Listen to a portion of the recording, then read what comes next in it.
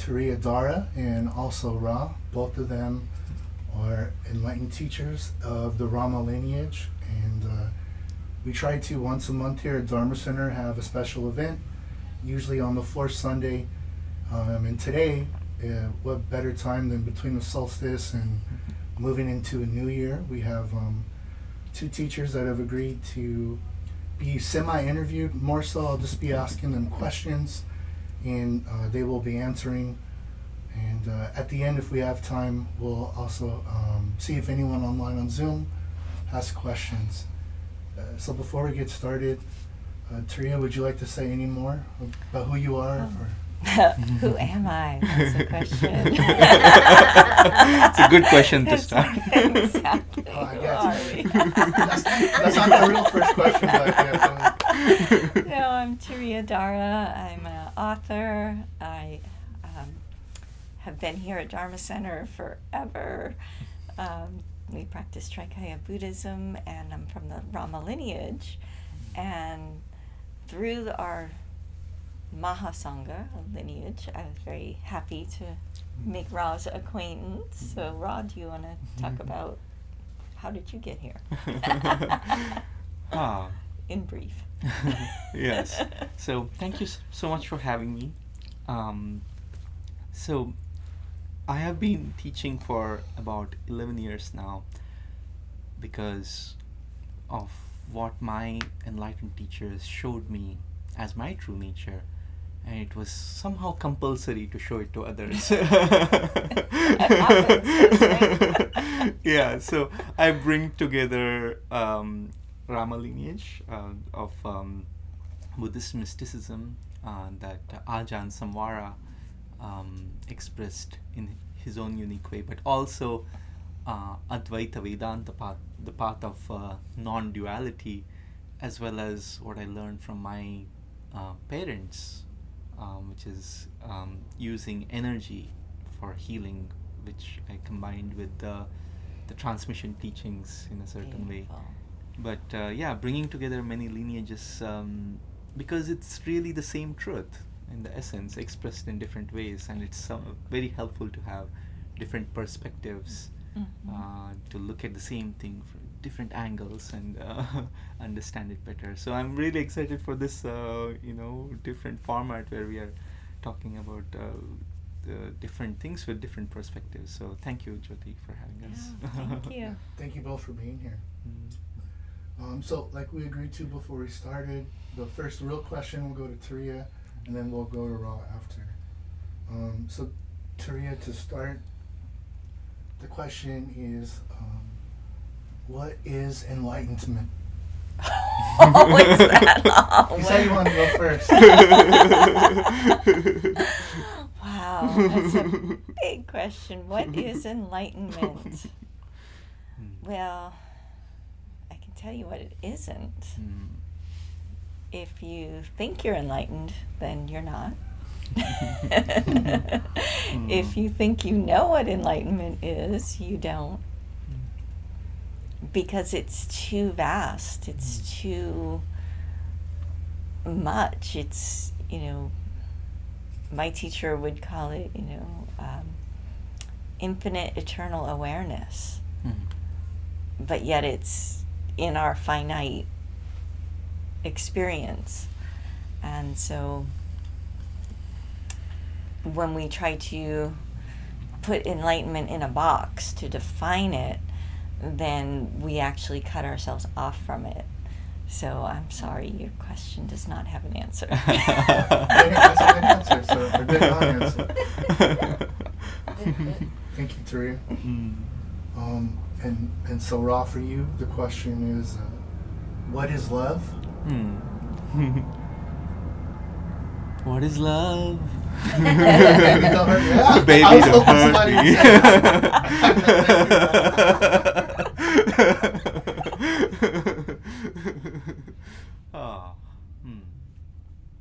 Love is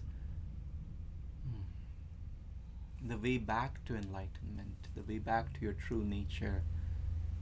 Love is an expression of your oneness with all that is, wanting you to be one with all that is. And love is expressed in so many ways. They say the world, love makes the world go round. Right? And everything truly comes from love. Everything truly is an expression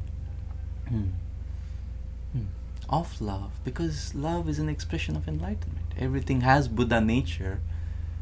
In the same way, when you see through the eyes of love, that Buddha nature opens up to you.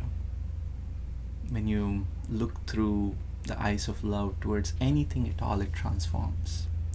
So love is truly the bridge back to your true nature.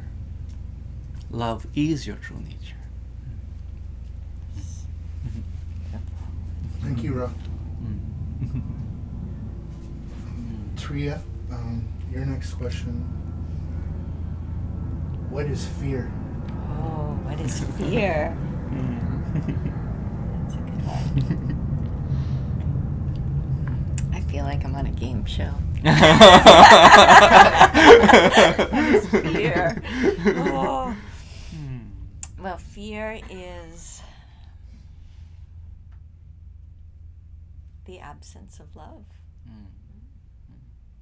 Fear is this great illusion that arises out of our ignorance. It arises out of that that feeling of separation from our true nature, from enlightenment, and it's like the first poison, really, because all of the other poisons you can trace back to fear. So on a philosophical level, we can say that you want to just overcome all fear. But that's in a very non-physical way, because we're also physical. And fear in and of itself is not bad. It's actually quite useful. It's what keeps us from opening the door on the freeway when we're driving. Say, oh, I want to get out here. And we just don't tumble out of the car. If the door were to suddenly open, I assure you, your body is going to feel fear. That happened to me when I was a little kid. I wasn't on the freeway. I was in my brother's car, and this was in the 70s before seatbelts. So the car swung open as he went around the corner, and then I'm on the bench seat sliding towards the open door, and I assure you there was fear. But it was a good fear, because it kicks in our adrenaline, it gives us extra strength. So fear, if we understand why it's there and what it's doing, is very useful.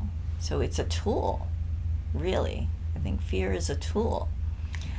But what happens, because we're so in our heads, we get so mental about everything, our more primitive brain, the amygdala, that part of us that responds to fear, that kicks off our adrenaline, that triggers all the anxiety, doesn't know the difference between a actual physical threat and an imagined mental idea of a threat.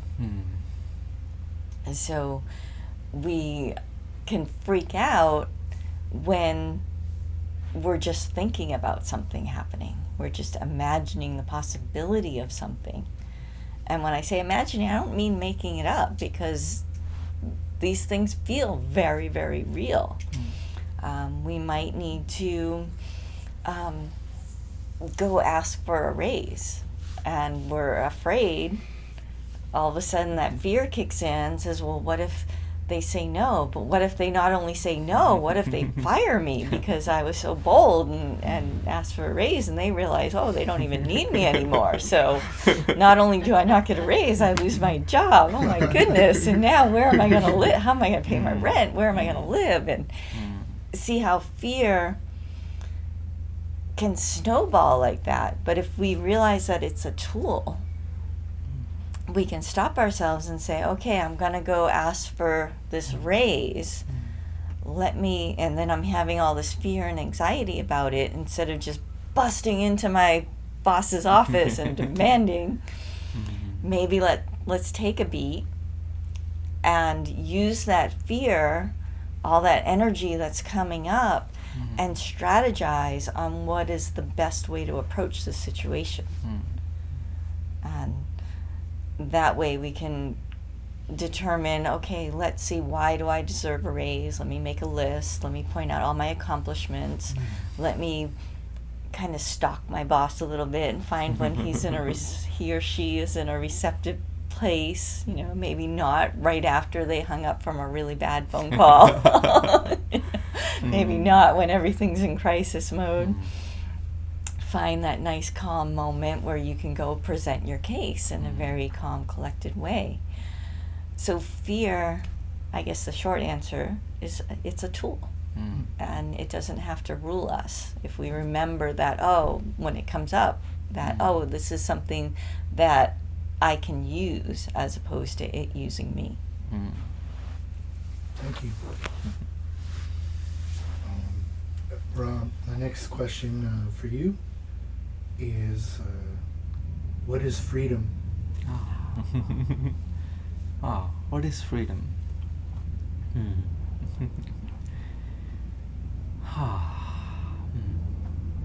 I recently gave one of my students the name Mukta, which is the one who is free. And I was telling her, it's not just you have received this name, but you have received this name as an example for everybody in the Sangha, but also for everybody. Because Mukta, or Mukti, is your true nature. Freedom is your true nature, just like love is. Freedom, true freedom, there can be freedom at many levels. Just getting out of jail card is freedom. Yes. Getting out of debt is freedom. Getting out of a difficult, abusive relationship can be freedom. But that's freedom at that level. What is true freedom is coming back to your true nature and being independent of anything else. We become dependent. Somehow I landed up at an AANA meeting without realizing it was an AANA meeting this morning, as we visited a Buddhist place here, and we just sat down and they were meditating. I was like, okay, this is a Buddhist meeting. And then they started talking about their addiction, etc. And after listening to many shares, I talked about how really everybody's addicted. It may not be to a substance, it may not be alcohol. It's actually the same addiction we have, the dependence we have, the non-freedom we have towards our ego, the false self. So true freedom is realizing who you truly are. Realizing your enlightened nature, and instead of giving our power away to all these things outside of us, especially, and there's only one thing we give power outside of us too, which is the self. Taking your power back and becoming independent, becoming free of your ego. We drive all blame into one. Right? So becoming free of the ego is true freedom. Because otherwise we are carrying our jailer, our tormentor, our enemy in our head. No matter where we go, even if we go to paradise and we have this enemy in our head jailing us, it's not freedom anymore. So true freedom is, even if you're in the worst conditions, even if everything seems to be going wrong all around you, if you're truly free inside, then you're free no matter where you are. That is true freedom. Thank you, Ra. Turiya, the next question for you is, what is happiness? Or let's keep this one to happiness. What is happiness? What is happiness?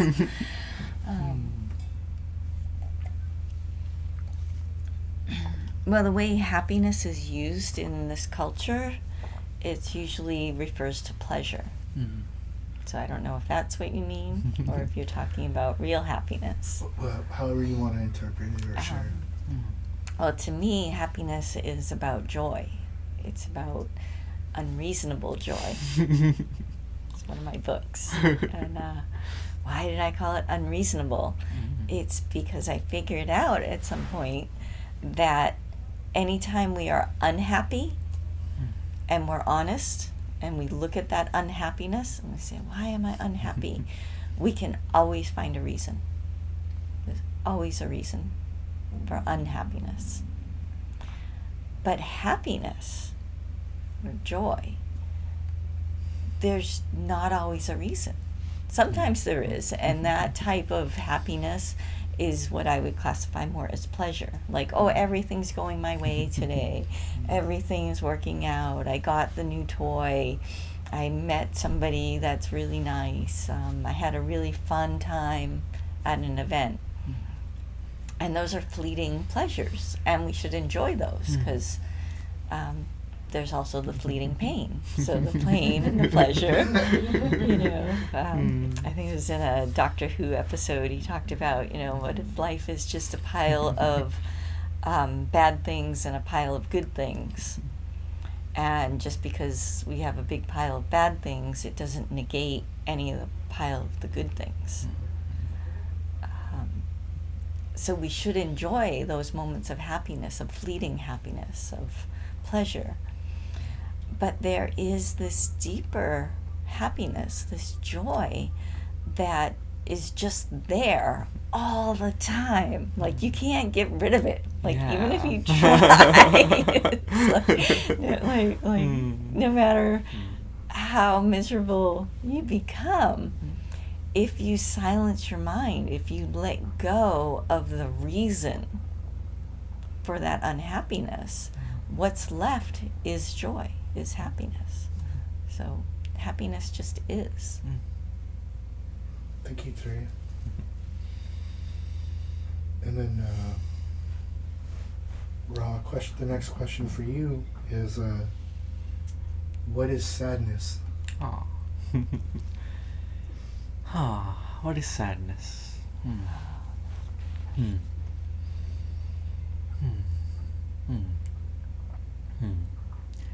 Sadness is here to show you what you're not. We come to this human experience to get to know who we truly are. But we are already happiness, we are already complete, we are already enlightened. Our enlightenment is our true nature. So what is there to discover? Why do we go through this human life at all with so much suffering, sadness, and difficulty? The reason for that is because we are already complete, because we are already the carriers of our life, because we are the creator, and there is omniscience, omnipotence, omnipresence. We set ourselves up to have these mirrors, to interact with life in a way that we create contrast. And sadness is one of the ways that we create contrast to happiness, so that we get to know happiness, true happiness, more clearly. Because if you put a white dot on a white sheet of paper, you don't see anything. Right? So what we do is like, oh, let's put a black dot there, let's put a red dot there, let's put a blue dot there. So we experience all these kinds of emotions which we believe to be real, even though they are just passing through us. we give our power to it, we become small and we become attached. So it gives us the experience of being different than our true nature. So we are on this whole field trip of enlightenment, where we are getting to know what is not enlightenment, what is not our unreasonable joy, what is our research of, our competitor analysis, competitive analysis of who you truly are, and it's only complete when you understand what is sadness, when you understand what is suffering.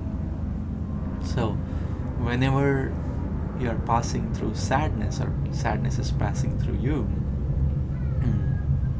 be grateful that you're getting to know yourself a little more through that. Thank you, Ra. And Turiya, next one is for you. I'm trying to keep them balanced with like fun ones and then some big universal heavy ones. Turiya, the next one for you is what is death?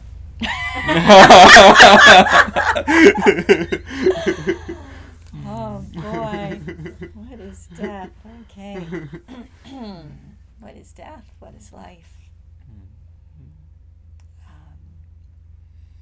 Death is a doorway. It's a transition. It's the dissolution of the 5 aggregates that have come together to form what you think is you. It's this opportunity for complete release. Now, there is, this mysterious, in Tibetan they call it the Dharma element, because they don't know what else to call it. Nobody knows what else to call it. In Western civilization, we call it the soul, but that's not really correct in my perspective, because we have taken that word soul and personalized it and added our personality to it, and we have this concept that, okay, when I die, I'm just going to walk through this doorway, but I'm going to keep all my parts together.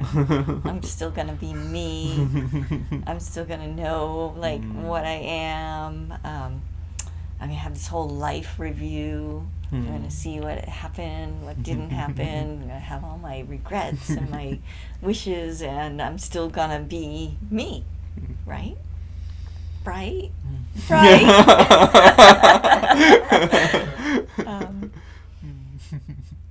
I think all of that can happen. I think for some people they have those experiences, but they haven't quite gone through death yet. As I said, death is this complete dissolution of all 5 aggregates. So everything that's holding us together separates into different karmic streams. And in that moment, if we are aware, that's where it gets really cool, is even if you, completely goofed off your entire life, this is the cheat code, goofed off your entire life, at that moment of death, there's this complete dissolution of all of your aggregates that have been bundled together, and then they separate, and there's just pure, undifferentiated light of awareness. And in that moment, if you can maintain awareness upon awareness, then there's pure enlightenment. Otherwise, the Dharma element, this undefinable aspect, travels through this door of death, and it goes through all the different experiences, and it's really hard to talk about, because if I do, then you add on this personality aspect, which isn't true. but these different karmic streams separate, and there's an echo that goes with each of these streams, and then they come back together and find their way into another womb, and then breath happens, and then with the first breath there is life. And then within that there might be echoes of what one or more of those karmic streams had experienced prior, and that's what we have, what we call past life memories. So death is not an ending technically, but it is an ending of what you think is you. It's an ending of your personality. And it's actually a beautiful, powerful process. And in very real way, we are experiencing death every single moment. Because these 5 aggregates that create this structure that's sitting before you, and the structure of you looking at me, is not solid. It's not what you think it is. So if we really contemplate this whole idea of death, we can start to grasp that, oh, these 5 aggregates that have just blended together in this beautiful web of existence is just momentary, and the next breath, it falls apart, and then the next inhale, it's come back together, and it can come back together in a completely different configuration. So death is this opportunity to unstick ourselves. And so you don't have to kill the physical body in order to go through that. I mean, that will happen all on its own. Trust me. You don't have to help it along. It'll happen. And if, like I said, if you have the cheat code and you can maintain your awareness, which for most people it's a pretty traumatic thing, so don't count on that. Instead, do your practice. Practice dying every moment of every day with every breath. Allow yourself to die. Everything falls apart as you exhale, and then as you inhale, you're back to life, and you're all brand new. And now you have new eyes, new ears, new taste, new touch, new thoughts, everything. So death is an opportunity. Thank you. I really liked your answer. Thank you. Ra, the next question I have for you is, what is illusion? What is illusion? Wow.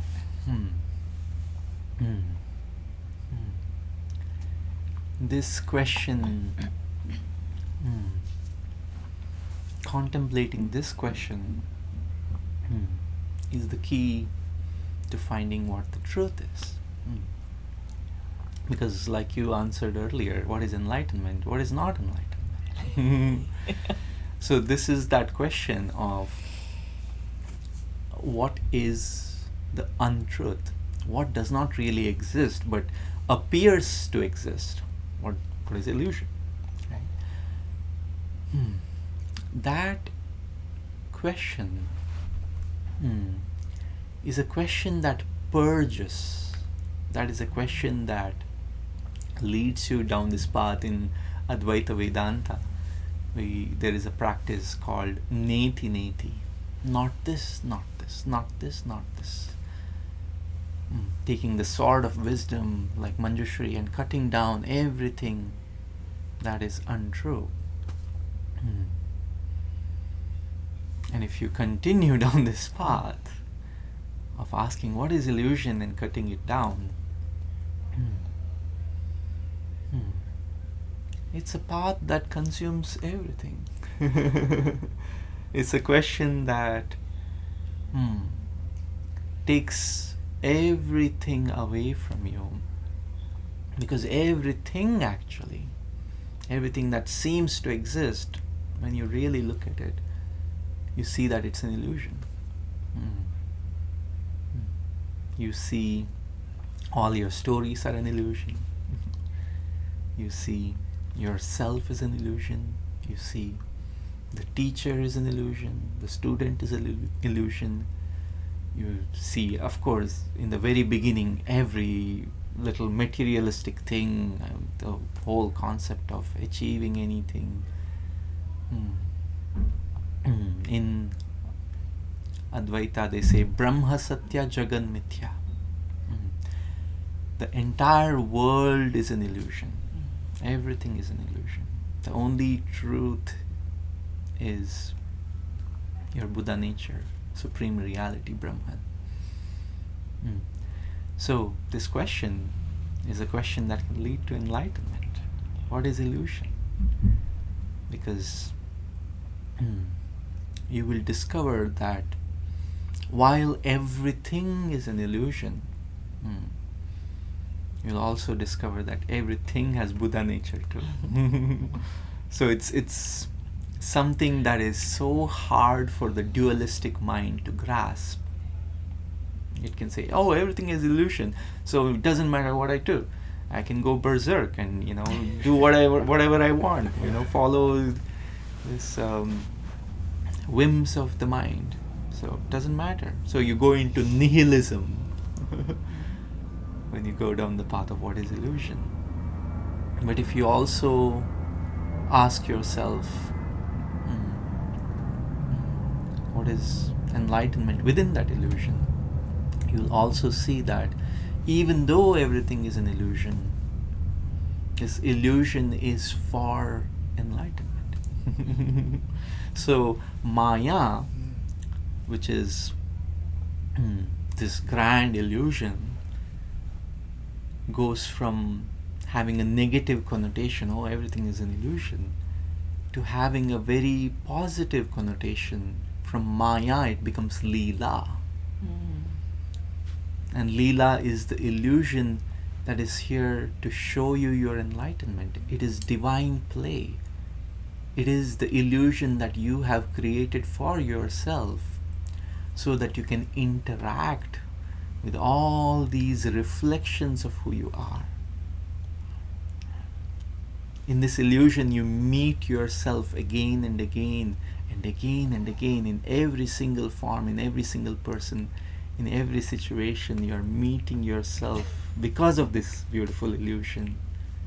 And then you get to know yourself through all these mirrors. Walking through this hall of mirrors, you get to see your thin self, the fat self, the contorted self. And then you realize, oh, this was all me. This entire illusion was me, showing me who I am in all these different ways. So truly this illusion is here to show you who you are. Thank you. And then Turiya, what is fun? What is fun? Oh, I like that question. What is fun? Well, fun is subjective, of course. This is fun. This is fun. I'm having fun. I enjoy hearing Dharma, hearing truth. What is fun? I have a funny story about fun. A long time ago when, before we had Zoom and before even Skype, we had this room and had my little sidewalk sign put out, and so we never knew who was going to wander in. It could be anybody. So I said, put out my sign, I'm here, ready to do my Dharma talk. Had a bunch of people come in, had a new guy come in person, and he sits through the Dharma talk. And that Dharma talk, I mentioned that one of the criteria to know that you are on your spiritual path is that it's fun. Spiritual growth is fun. It's sometimes hard. It's sometimes heartbreaking. It sometimes spins us out into nihilism. Sometimes it spins us into these really dark places. Other times it spins us up into really high and happy places. But it's a fun, even when we're on the roller coaster, there's a sense of fun, there's enjoyment, there's purpose, and there's just silliness. You know, if you don't have a sense of humor, this is not the path for you. That in big bold letters.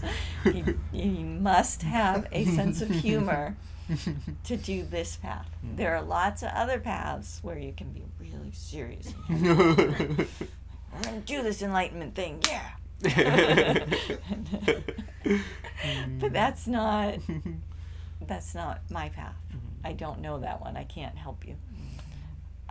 But if you like fun, then yeah, this is the path. You work on your sense of humor, and you see the silliness. So I was giving this Dharma talk about how it's, a spiritual path is fun. And I ended class, and then I got a voicemail, because our phone number is just a voicemail. If anybody ever tries to call us, it's just a voicemail. Still, it's just a voicemail. But I listened to this voicemail, and it's this guy that had come to my class earlier in the day, just ranting about how there's no Sanskrit word for fun. And how dare I say that during a Dharma talk? You're wrong. You're completely wrong. And I'm like, wow, that's a very strong reaction. I'm like, sorry, it's not having fun. This is obviously not the path for you. And then he goes on. He tracked down the email and started emailing me about how I was, just wrong as a Dharma teacher, and so I decided to have some fun, and I just started writing. I got inspired, and so I was writing these cryptic Zen poems, and just taking in what he said, and serving it back to him in a very lighthearted but deep, profound way that highlighted the fun. And after a couple of exchanges, he finally sent me back a message saying, "Oh, you've got it!" And he was so happy.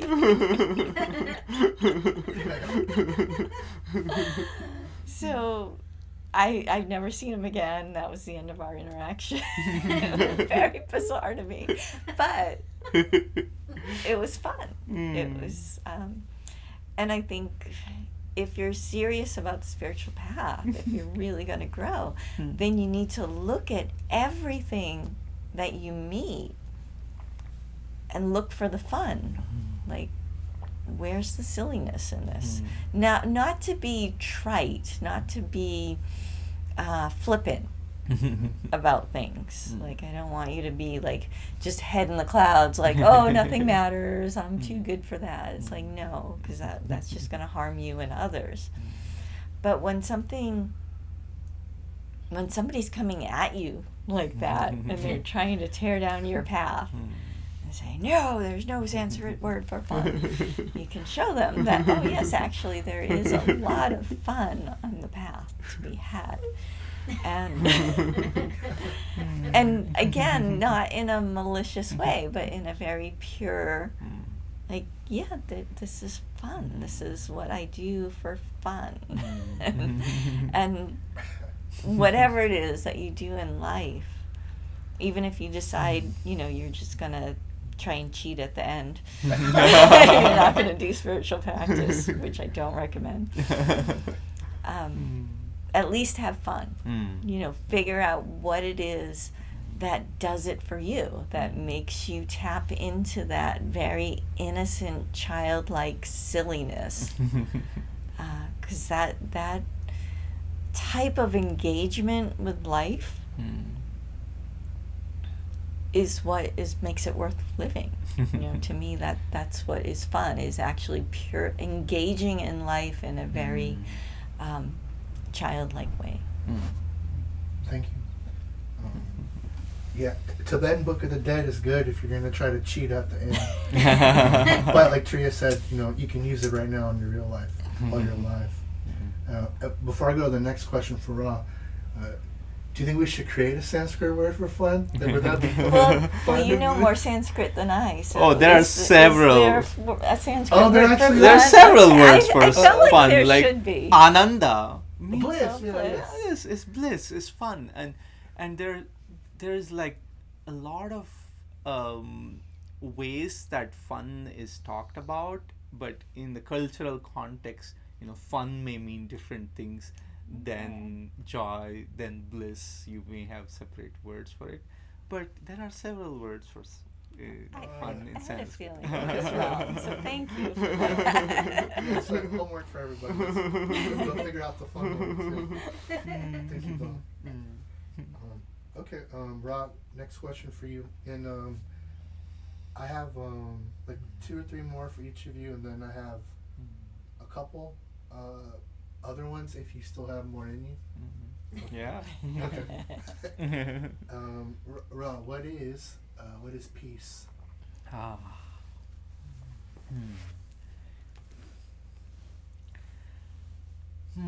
What is peace?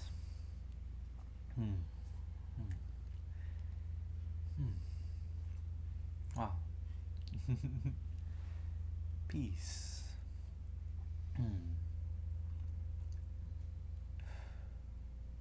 This is peace. Peace is here right now. Peace is what exists right now. Peace is who you are. Peace can be understood in many ways, multiple levels. But peace, true peace, is not the opposite of anything. True peace is not the opposite of war. True peace is not the opposite of noise, or there's a lot of chaos going on. It's not peaceful. There is peace at one level, which is, what we perceive physically. Oh, I went in there, it seemed very peaceful, nothing was happening. It was kind of silent. But true peace is what you experience beyond all the things that are moving, the noisy, chaotic things. Because there is always movement in the physical plane. There is always movement. There is always some sort of noise. There is always change. Change is inherent in the physical plane. So if you are looking for peace in the physical plane, you cannot really find it. And even if you find it, it's very temporary. It's very transient. So true peace, on the other hand, is what carries all of this. True peace is your true nature, the clear light of reality, the space that you are, which is infinite, which is the underlying truth within which all of this play of illusion, all this noise, all this war, all this conflict, all this fun, all this play, all that happens without disturbing the true peace. Even as all this is happening in this space of true peace, that true peace remains completely unaffected, and that is your true nature.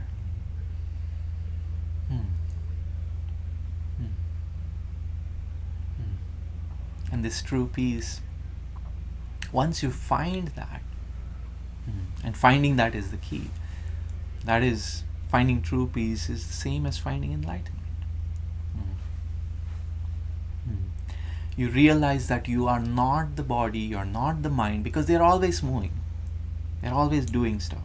There's always all sorts of things going on. So chaotic. But even in the midst of all this illusion, if you pay attention, if you look inward, you find that true peace has been in the background this whole time. And then you don't need things to be a certain way for you to feel peaceful. Your peace becomes unconditional. It becomes independent of what is happening on the outside. Whether there is war outside, you can still have peace within.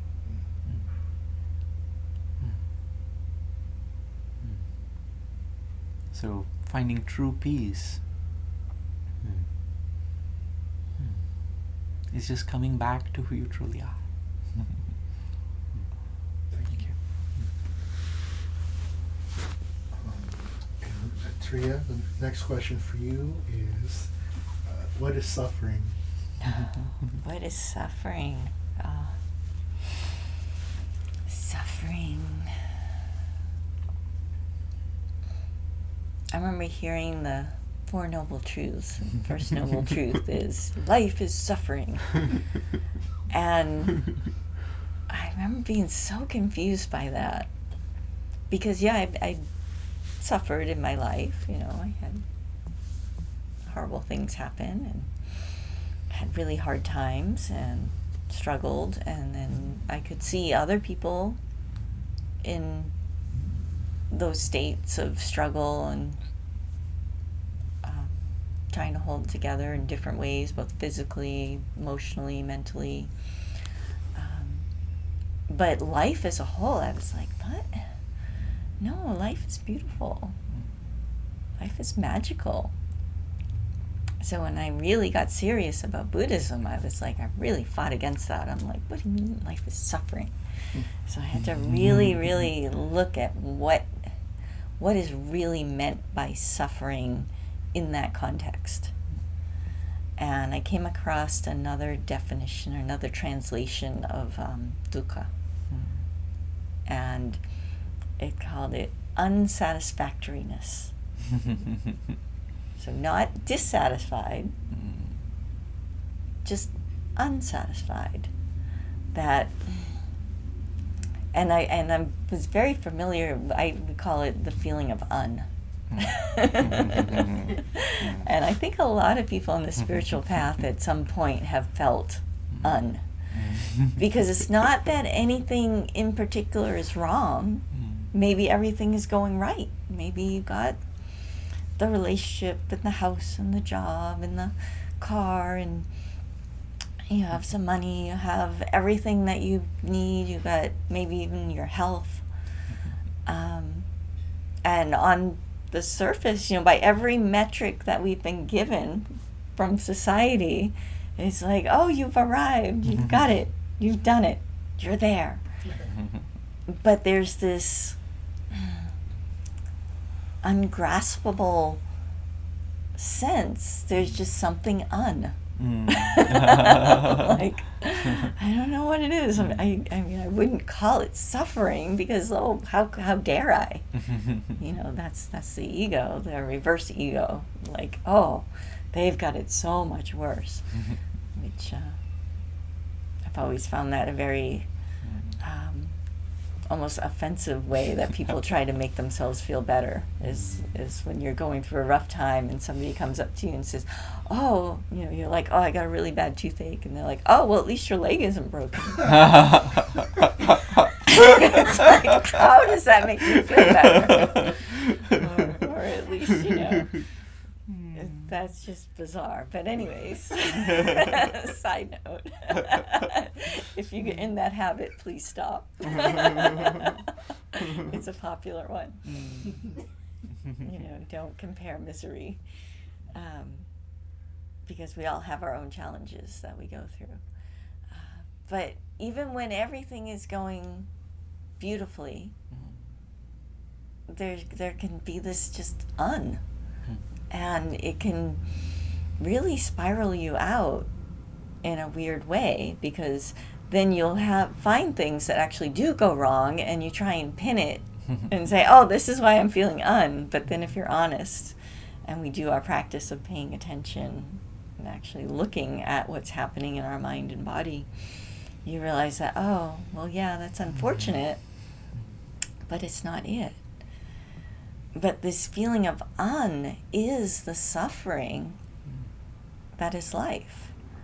There's this disconnect, this illusion that has somewhere convinced us, for some reason I don't have a reason for. I don't know why this has come about. I just know that it does. Is we are conditioned with this sense of separation from our true nature, from Buddha nature, from that peace, from that joy. And this sense of suffering that we talk about in Buddhism is this sense of of just being, you can't really put your finger on it. It's like there's something off. I don't know what it is. And you can spend your whole life chasing every desire, trying to run away from this sense of and never accomplish it, because it's always there. They say life is suffering, life is But if we work our way through all Four Noble Truths, we discover that, oh wait, attachment to desire is the cause of suffering. It's this attachment, this constant running after the next thing, the next thing, the next thing. And then there is a way out of that. There's a way out of suffering. And then the Noble Eightfold Path is the way out of suffering.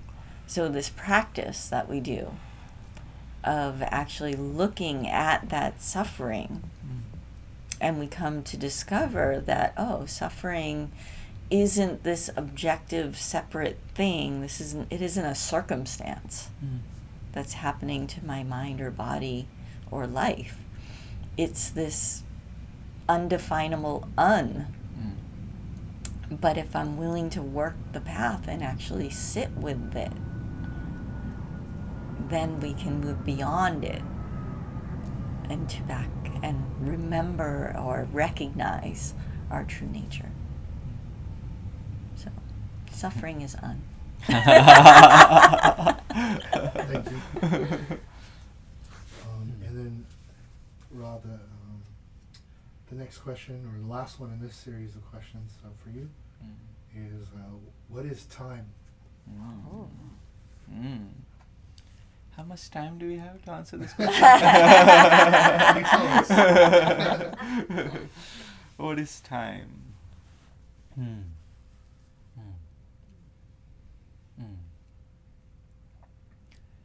Time is a device that you created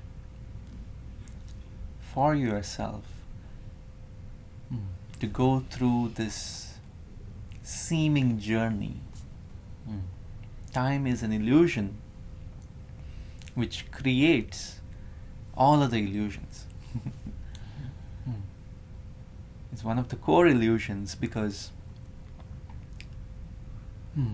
in your true nature of being complete, being all that is, being eternity, you cannot experience this fun of illusion, this fun of separation. So you create this thing called time, which is such a beautiful way of going through a journey. Without time, there is no journey. Without time, there is no separation. Without time, there is no suffering or anything. So time you created as the Buddha nature for yourself. You created space along with time, so that you can have this grand journey of going from point A to point B. If there was no time, there cannot be point A and point B, because you're at the same place. So when you come back from this illusion of time and space, which is, oh, past and future, which is time, and space, like, oh, I was there, so here, you and me, the space between you and me. If you resolve that back into the here and now, that is why it's one of the core practices of mindfulness, to be here and now. The here and now becomes the portal to realize your true nature. Because if you're stuck in time, you're stuck in the ego, you're stuck in the sense of self. The sense of self comes from time, because the self needs, like, oh, this is how I was born, these are my parents, this is how I grew up, this is what I like, these are my experiences, All that builds a sense of self based on your past. And that past is only there as a setup for your little self. So in each moment, what you're experiencing in the present moment, it can be in two ways. If you are subscribing to time, if you're giving your power to time, it can mean like, oh, based on all my past history, I am here and I'm like this, I'm that, and there's an attachment and there's a limitation to you. Or you can experience it as this, right here, in this moment. There is no words to it, there is no concepts to define this, because all concepts come from time, from the past. All that is learned. So when you are completely in the present moment and there is no time,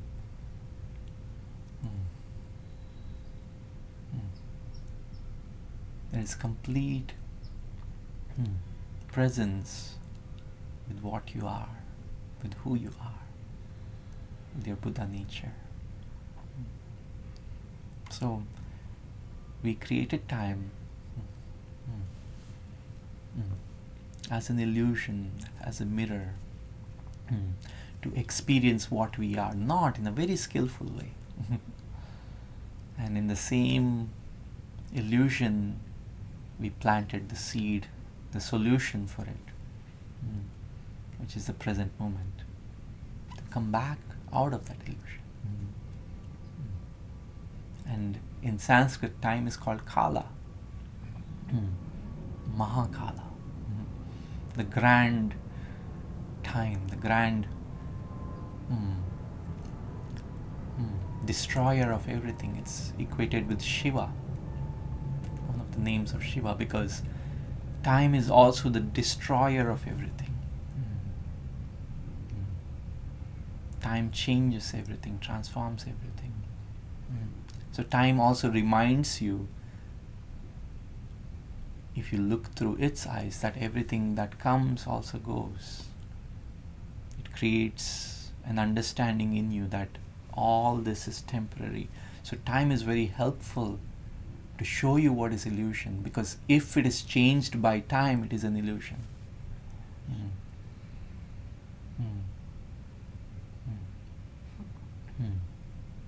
So in each illusion that we have created for ourselves, we have also planted a little key to come out of that illusion. All we have to do is recognize the Buddha nature in that. So, thank you for your time. Thank you, Rob. Thank you. So, thank you both for this. That got us through the main part, where I just kind of wanted to journey through some concepts with you and have you answer in whatever fashion.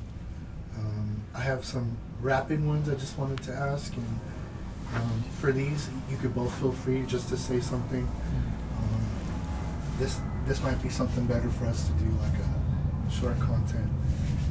So I'll ask both of you, and feel free to answer or not. I have about 4 of them. then one final question after that. What is the essence of teaching?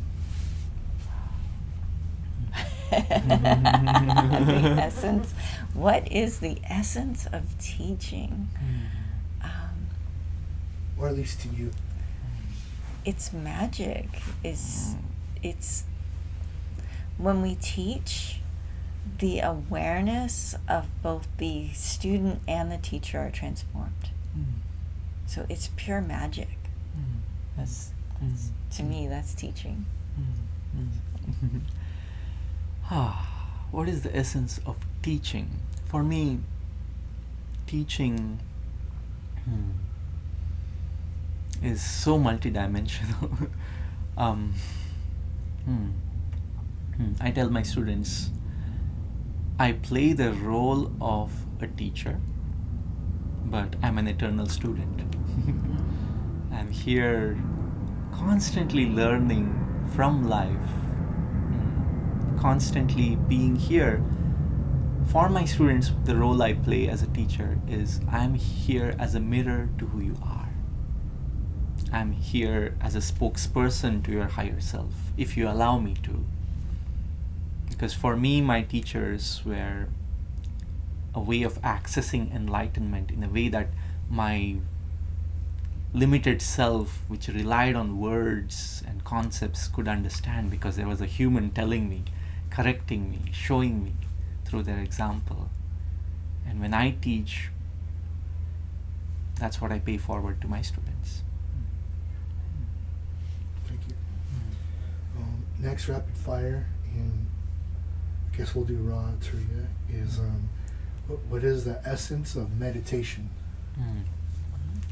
The essence of meditation.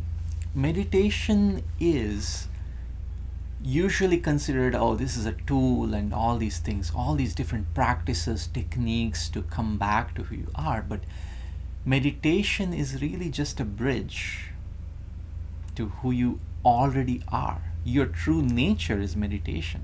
And anything that is usually known as meditation is just a way to come back to your true nature.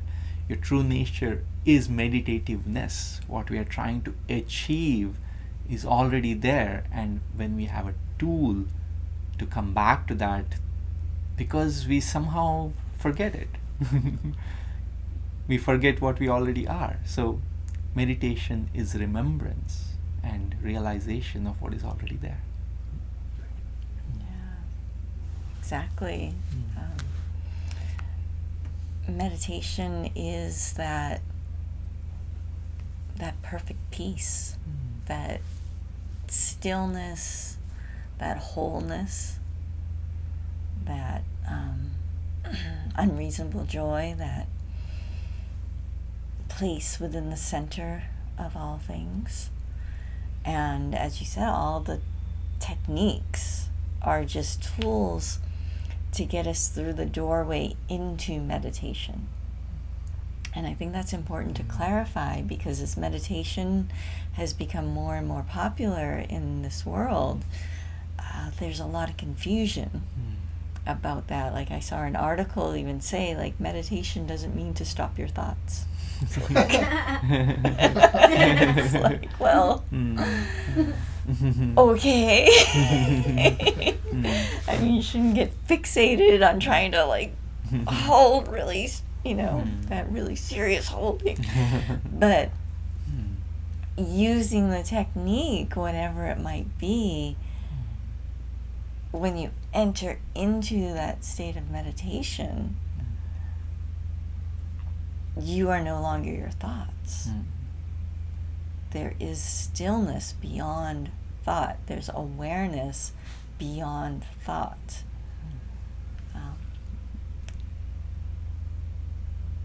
So don't confuse the meditation technique with the essence of actual meditation. It can be really hard, especially in the beginning, and as you're playing with all these different tools, but there is a secret teaching that's available more so now, I think, than ever before in history. And all you have to do is very simple, not always easy, very simple. Find somebody that has personally experienced meditation. Yes. This transmission of light happens. They might not even be a formal meditation teacher, but somebody that actually can stop thought, that can go beyond thought into that pure and perfect stillness. And if you trust them, that's the other component of the secret teaching, because you can go sit in front of 1,000 people that can stop their thought and actually meditate. Now, it doesn't mean they're enlightened. That just means they know how to meditate. And you can sit with 1,000 different people that actually can meditate and not still yourself at all. There's a trust component that goes with that. You have to actually trust this person, because your walls that hold your being together have to come down. Because in meditation, in its essence, is the absolute dissolution of yourself. Yourself and all those structures melt irreversibly. Yes. So it's a scary thing for the ego. So if you want to know what the essence of meditation is, find somebody somewhere that actually can truly meditate, that you trust. And just sit with them and open your being to the meditation. And then you'll know for yourself what meditation is. Yeah. Thank you. I guess the last thing I just wanted to ask both of you is that as you're about to go into a new year, is there any words you'd like to impart on the viewers?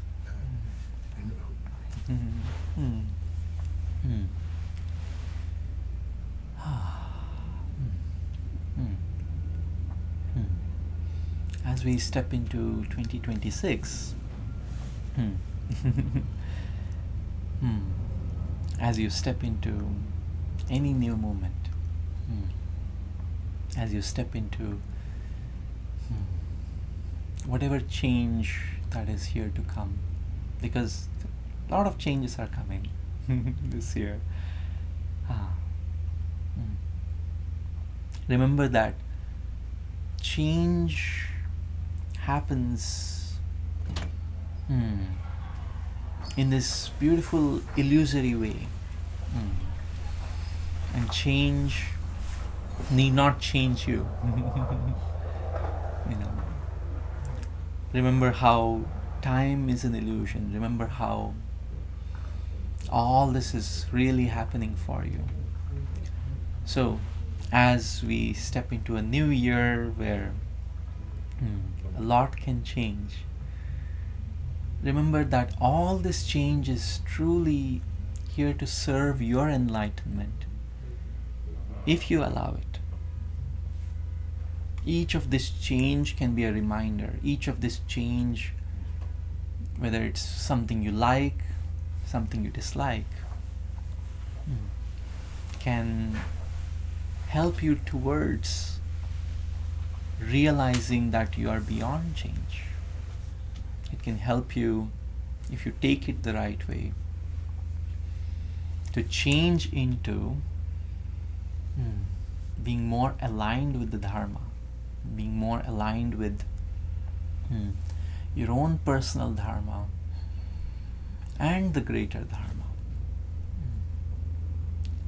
So every change, every thing that happens, it is truly up to you how you respond to it.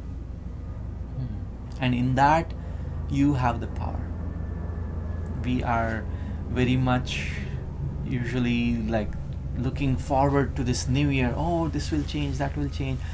We may have hope, we may have New Year's resolutions.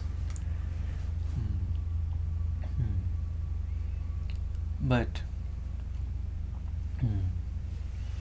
if you remember that no matter what happens on the outside, you have the choice to take all power back within you. So there is nothing to be scared about what the new year brings. There is nothing to depend upon, what happens in politics, what happens in the economy, what happens with all these uncertainties going on in different parts of the world, wars going on. So as you step into the new year, take your power back.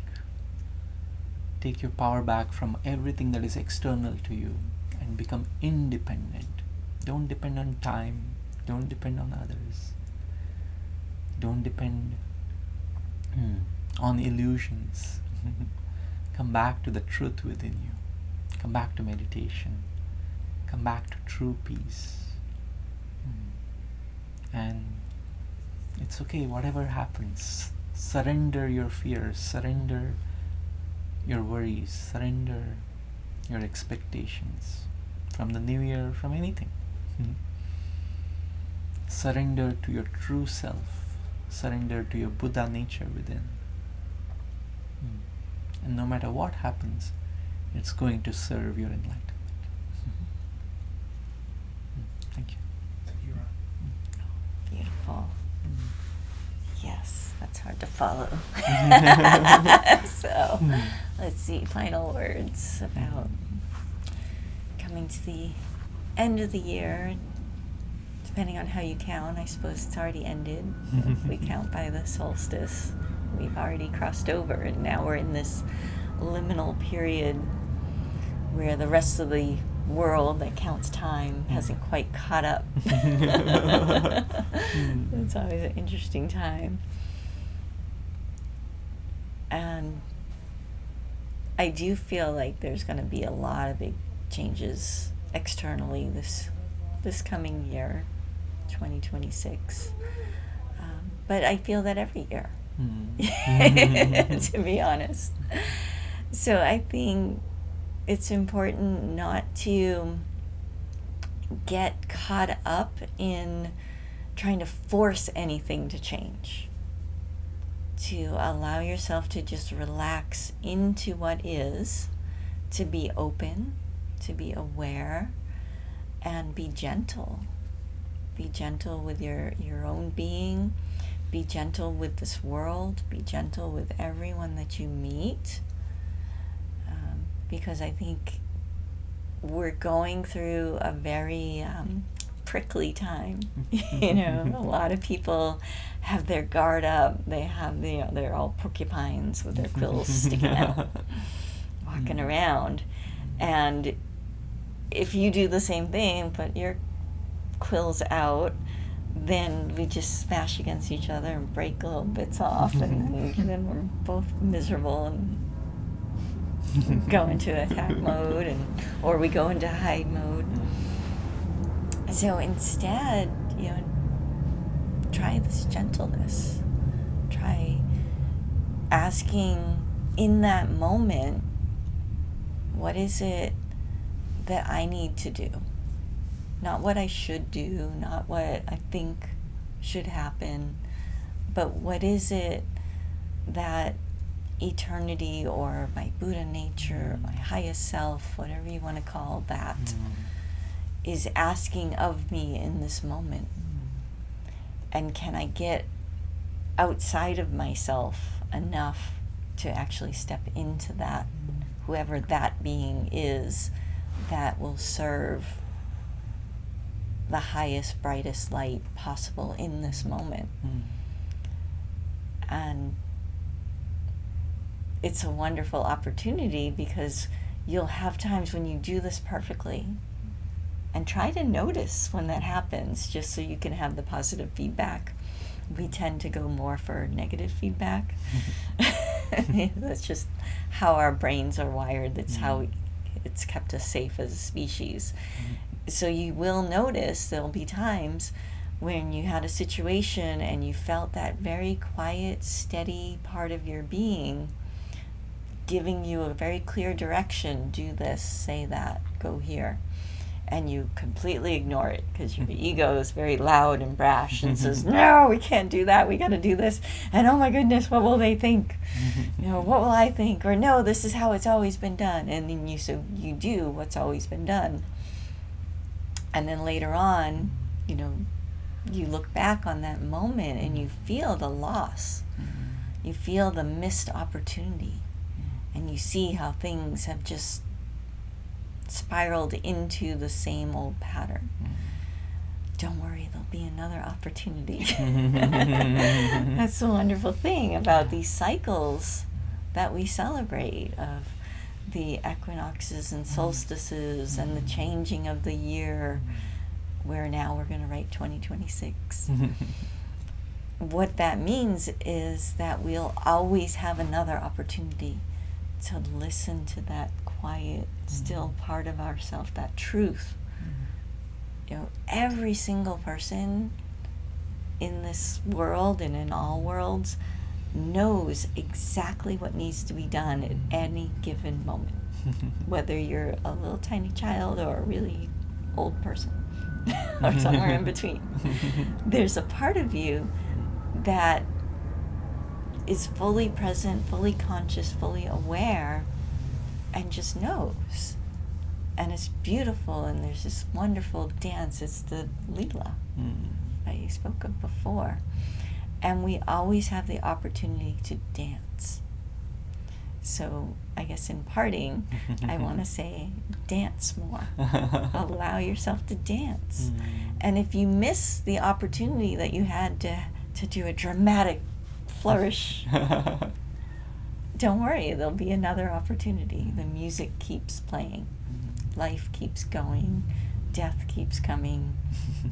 We keep inhaling another life, exhaling another death, inhaling another life, and just keep playing and dancing.